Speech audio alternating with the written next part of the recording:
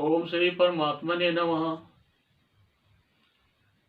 प्रिय मित्रों, सभी सनातन धर्म प्रेमियों को कीर्ति सुता चैनल के माध्यम से स्वामी महेशानंद सरस्वती का सादर हरिओम। मित्रों, मैं आज का वीडियो बहुत महत्वपूर्ण लेकर आया हूँ और इस वीडियो के माध्यम से मैं ये बताना चाहता हूँ, जीवन में कभी भी घमंड नहीं करना चाहिए, क्योंकि इस संसार में एक से एक हर जगह, चाहे किसी की सूरत हो, चाहे किसी की धन हो, चाहे किसी का पद हो, चाहे किसी का वैभव हो, एक से एक बढ़कर है संसार के अंदर। तो एक प्रसंग याद है मेरे को। एक समय की बात है, ब्रह्मलोक के अंदर माता लक्ष्मी जी, माता पार्वती जी और माता ब्रह्माणी जी तीनों आपस में चर्चा कर रही थी। चर्चा ये थी, अब हमसे बड़ी पतिव्रता कोई भी है नहीं। तो इसी संदर्भ में चर्चा ही हो रही थी। इतनी देर में भगवान शिव वहां पर पधार गए। भगवान विष्णु भी आ गए और ब्रह्मा जी भी। तो भगवान शिव ने कहा कि तुम तीनों देवियां आपस में क्या चर्चा कर रही हैं? तो उन तीनों देवियों ने कहा कि हमारे से बढ़कर इस संसार में कोई पतिव्रता औरत नहीं है। तो भगवान शिव ने भी, भगवान विष्णु ने भी और ब्रह्मा जी ने भी, तीनों ने तीनों माताओं को बहुत समझाने का प्रयास किया। और भगवान शिव ने कहा कि हे देवी पार्वती, आप जो अपने ऊपर इतना अहंकार कर रही हो कि हमसे ज्यादा पतिव्रता नहीं है, तो आप तो वैकुंठ में हैं, इस समय ब्रह्मलोक में बैठी हुई है। मृतलोक के अंदर भी एक तुमसे बढ़ की सती है। तो तीनों माताओं ने कहा कि ऐसा हो नहीं सकता, और हमसे बड़ी कोई सती हो। उन्होंने कहा देवी, आप इस तरह की जिद हमेशा करती हो और जिद करने से नुकसान ही होता है तुमको। लेकिन तीनों देवियां मान नहीं रही थी। तो भगवान विष्णु ने भी समझाया और ब्रह्मा जी ने भी समझाया, लेकिन तीनों समझ नहीं पा रही थी। तो भगवान शिव ने कहा कि भाई, इसका फैसला आप ऐसे नहीं होगा, तो बोले परीक्षा लो। तो माता पार्वती ने, लक्ष्मी जी ने, ब्रह्माणी जी ने कहा कि आप उनकी परीक्षा लेकर आओ। फिर भी भगवान भोलेनाथ ने बहुत समझाया कि देवियों, आपको परेशानी हो जाएगी और उनकी परीक्षा मत लो आप। लेकिन माता मानी नहीं। तो उन्होंने, तीनों ने, ब्रह्मा विष्णु महेश ने, ब्रह्मा जी ने और विष्णु भगवान ने और भगवान शिव ने उनकी तीनों देवियों की बात मान ली और बात मानकर वहां से मृतलोक में चल दिए और परीक्षा के लिए माता सती अनुसया की कुटिया पर आ गए। और माता सती जो है, अनुसुया अकेली थी उस दिन कुटिया पे, और विश्वामित्र जी, वो अत्रि जी, वो कहीं बाहर गए हुए थे। अब क्या हुआ, तीनों देवों ने साधु का रूप बना लिया और साधु का रूप बनाकर कुटिया के बाहर आकर अलग निरंजन, अलग निरंजन, अलग निरंजन, भिक्षाम देहि भवती, हे माता हमको भिक्षा दो। तो माता सती बाहर आई, देखी तो कोई दिव्य महात्मा है। उन्होंने कहा, हाँ आप उसको, आप बैठो, मैं आपकी भिक्षा की व्यवस्था कर दूंगी। लेकिन उन्होंने कहा कि माता जी, हमारी एक शर्त है पहले। तो शर्त बताओ क्या है? शर्त यह है कि आप निर्वस्त्र होकर हमको भिक्षा देंगी तो ही हम भिक्षा ग्रहण करेंगे, नहीं हम यहाँ से आपके द्वार से खाली जाएंगे और आपको श्राप दे जाएंगे। तो माता अनुसुया ने ध्यान किया, अब ये तो पहली बार जीवन में कोई ऐसे महात्मा आए हैं, ये कह रहे हैं कि निर्वस्त्र होकर हमको भिक्षा दो, नग्न अवस्था में हमको भिक्षा दो, तो हम भिक्षा ग्रहण करेंगे, अन्यथा हम भिक्षा नहीं लेंगे।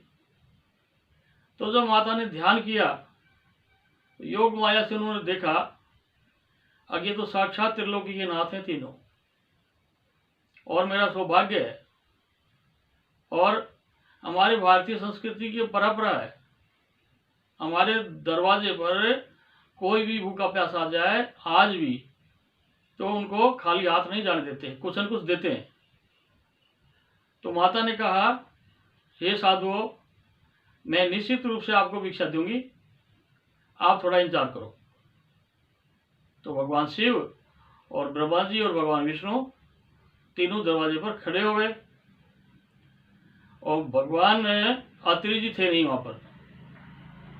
तो माता अनुसुईया ने मन में संकल्प किया कि मैं यदि पतिव्रता हूं और मैंने पतिव्रता धर्म निभाया है, तो ये तीनों जो महापुरुष साधु के रूप में हैं, ये 6-6 महीने के अबोध बच्चे हो जाएं। और जैसे ही माता ने संकल्प किया, और तीनों के तीनों 6-6 महीने के बच्चे हो गए। अब क्या था, माता जी ने तीनों को अलग अलग गोदी में उठाकर और पालना के अंदर लिटा दिया, और निर्वस्त्र होकर, क्योंकि बाल अवस्था ऐसी होती है, आगे माँ चाहे किसी अवस्था में हो, बच्चे को भान नहीं रहता, आगे कपड़े में है या नग्न है, उनको बच्चे को किसी प्रकार का भान भी नहीं रहता है। तो तीनों को माता ने अपना स्तनपान कराकर और पालना के अंदर आराम से लिटा दिया। काफी समय बीत गया। इतनी देर बाद में महर्षि अत्रि जी पहुंच गए। अत्रि जी ने कहा, देवी आप कैसे हैं? उन्होंने कहा, प्राणनाथ, आपकी दया से मैं बहुत ठीक हूं। और जैसे कुटिया में प्रवेश किया तो 3 बच्चे देखे, बच्चे बहुत सुंदर हैं। तो अत्रि जी ने कहा कि देवी, मैं तपस्या के लिए गया था, मेरे पीछे से ये बच्चे कहां से आ गए? उन्होंने कहा, मैं बताऊंगी आपको, आप पहले बैठे। तो माता जी ने उनको जलपान कराया, और जलपान कराने के बाद उसने, माता जी ने कहा, अनुसुईया ने, आगे प्राणनाथ, ये पतिदेव, ये कोई सामान्य नहीं है। तो उन्होंने कहा कि आप ध्यान करके देखो, ये तो ब्रह्मा विष्णु महेश हैं और मेरी परीक्षा के लिए आए हैं। उन्होंने कहा, देवी तूने ये क्या कर दिया? उन्होंने कहा, कोई बात नहीं, परीक्षा भी तो ये ले रहे हैं। तो उन्होंने कहा, कोई बात नहीं। अब वो तो बच्चे हो गए और पालना में झूल रहे हैं। उधर ब्रह्मलोक में, वैकुंठ में, कैलाश में, और माताएं फिर इकट्ठी होगी, पार्वती जी भी और माता लक्ष्मी और माता ब्रह्मणी जी। उन्होंने कहा, क्या है भैया, हमारे तो पति आए नहीं और उनको तो कई दिन हो गए, तो तलाश करो। तो घूमते घूमते नारद जी भी उधर से जा रहे थे। तो नारद जी का तो काम आपको पता ही है, ताजा तार उस समय का ये मीडिया नहीं था, तो नारद जी मीडिया का ही काम करते थे उस समय। तो नारद जी ने कहा, माताओं आप कैसे सुस्त बैठी हो, क्या हो गया आपको? उन्होंने कहा, नारद जी क्या बताएं, हमने तीनों ने जिद कर कर और पतिव्रता की परीक्षा लेने के लिए मृतलोक में अनुसुईया के पास भेज दिया। अब पता नहीं वो कहाँ है, किस स्थिति में है, हमको तो पता ही नहीं है, और हम तो ढूंढ भी लिए, कई दिन हो गए। उन्होंने कहा, माता जी अब आप भी कैसी विलक्षण बात करती हो, अब आपको कैसे मिलेंगे वो? तो उन्होंने कहा कि अब आपको मृतलोक में जाना पड़ेगा, और माता अनुसुईया की कुटिया पर जाओ। तो तीनों माताओं ने प्लान कर कर और मृतलोक में आकर और महर्षि अत्रि की कुटिया पर आ गई, और आकर माता जी को प्रणाम किया। तो माता अनुसुईया ने कहा, हे देवियों, तुम कौन हो और तुम्हारे आने का क्या कारण है? उन्होंने कहा, हे माता जी, हम क्या बताएं, हम बड़ी शर्मिंदगी में भी हैं, लेकिन फिर भी बताना पड़ेगा हमको। उन्होंने कहा, ऐसी क्या बात हो गई? उन्होंने कहा कि हमारे पति आए थे कोई काम से और आज तक वो लौटे नहीं, तीनों के तीनों। वो किस अवस्था में है, कहाँ है, हमको यही नहीं पता। उन्होंने कोई बात नहीं है, घबराने की बात नहीं है, आप बैठिए, जलपान करें, उसके बाद में आपके पति की भी बताएंगे।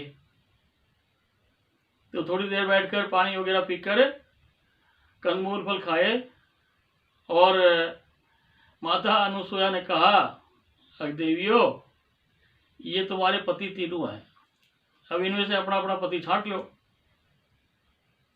अब वो इस अवस्था में थे, ना तो पार्वती जी पहचाने भगवान शिव को, ना भगवान विष्णु को पहचाने माँ लक्ष्मी, और ना ब्रह्मा जी को ब्रह्माणी जी पहचान रही है। अब कौन किसको उठाए? काफी समय हो गया और तीनों को कुछ समझ में नहीं आ रहा था। तो एक ही निर्णय लिया तीनों ने, माता अनुसुया के चरणों में गिर गई। उन्होंने कहा, माता जी, हमारी इस गलती को क्षमा करो, हमारे पति तो पहचान में नहीं आ रहे। अब ये आपने तो बता दिए तीनों आपके पति हैं, लेकिन ये तो 6-6 महीने के बच्चे हैं। हमारे पति तो भगवान शिव के तो दाढ़ी है, जटा है, गले में सर्प हैं, ये तो बच्चे हैं। भगवान विष्णु चक्र सुदर्शन है, ब्रह्मा जी के 4 मुख हैं, तो वो तो ये सब बच्चे ही है। उन्होंने कहा, देवियों, ये तुम्हारे पति हैं। तो भगवान अत्रि ने कहा कि देवी, काफी समय हो गया इनको, अब आप विलंब नहीं करें।